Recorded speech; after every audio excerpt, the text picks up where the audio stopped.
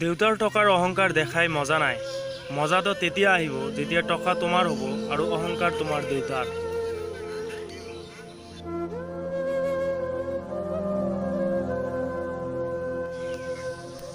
চেহেৰাৰ সৌন্দৰ্য কেৱল আইনাত প্ৰকাশিত হয় আৰু অন্তৰৰ সৌন্দৰ্য আচৰণত প্ৰকাশ পায়।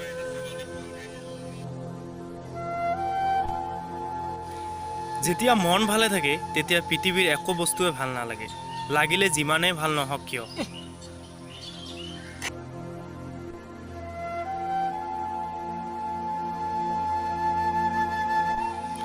প্ৰথম প্ৰেম তুমি আছিলা আৰু তোমাৰ পৰাহে মই প্ৰেমৰ সংজ্ঞা শিকিছিলোঁ।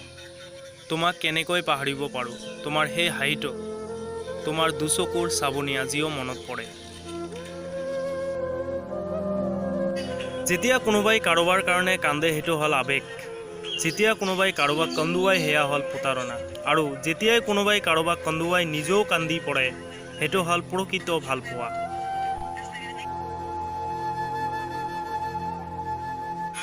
পিণ্ডন উৰণক লৈ কাৰোবাৰ সংসাৰ বিচাৰ নকৰিব, কাৰণ কোনোবাই জিন্স পিন্ধিও মানুহৰ দুখ মৰম বুজিব পাৰে আৰু কোনোবাই উৰণিৰ আঁৰৰ পৰাও হিংসা কৰিব পাৰে।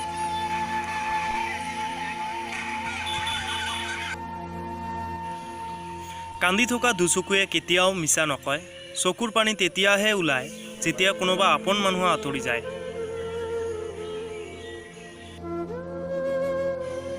ইমানেই ভাল পালোঁ তোমাক, ইমানেই ভাল পালোঁ, শেষত নিজকে হেৰুৱালোঁ, কিন্তু তোমাৰ হৃদয়ত কেতিয়াও স্থান নাপালোঁ। তোমাৰ হৃদয়ত বেলেগেই থাকিল, কেৱল মিছা ভাল পোৱা আৰু প্ৰতাৰণাহে পালোঁ।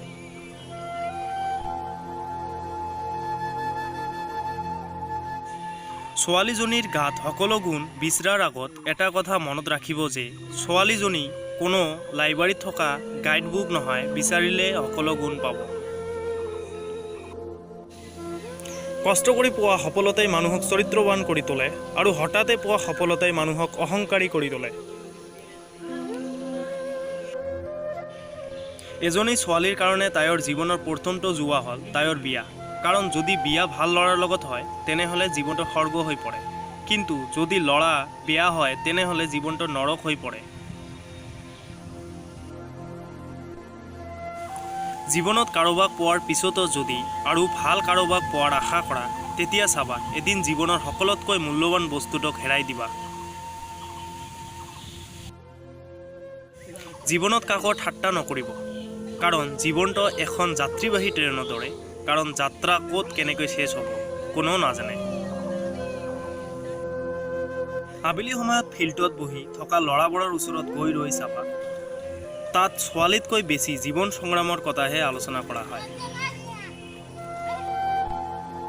মনৰ বজাৰত ধনৰ মূল্য জোখা নহয়, প্ৰেম হৈ গ'লে ৰূপৰ মূল্য জোখা নহয়, মাথো এজনকে চপি দিয়া জীৱনৰ সমস্ত, কিয়নো পচন্দ হোৱা কোনো বস্তুৰ মূল্য জোখা নহয়। এই পৃথিৱীত সেইজন মানুহে বেছি কষ্ট পায় যিজনে মানুহক নিঃসন্দেহে অন্ধৰ দৰে বিশ্বাস কৰি পেলায়।